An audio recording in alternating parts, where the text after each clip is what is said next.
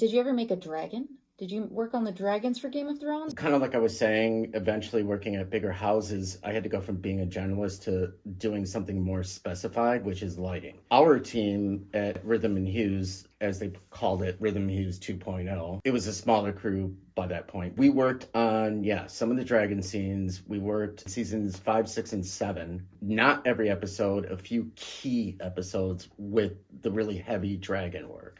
Again, it was a team of us. There were people modeling the dragons. I believe at that point it was actually so far into the series that the dragons in particular had already been modeled. Often what happens is also in The Walking Dead, like you were mentioning earlier, you end up with houses competing for the work. And over multiple seasons, some houses get outbid by other houses for the work. They have to hand over their work to another company who takes it over, ingests it, gets it to work, but then not only that, embellishes it with their own touch, elevating it more. So over time, it's like a hot potato.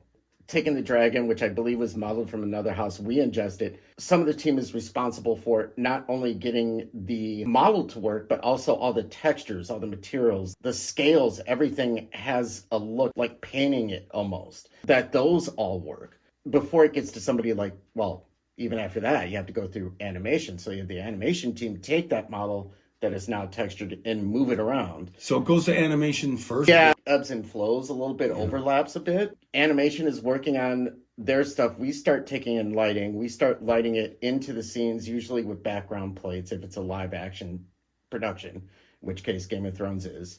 And then from there, we light. We also have effects. In this case, effects artists will be doing the flames. Actually, they weren't doing the flames out of the dragon's mouth. Interesting enough, normally that would be done in post-production with effects artists, but they came up with a rig that was like a camera rig that had a flamethrower on it on set that literally they shot that.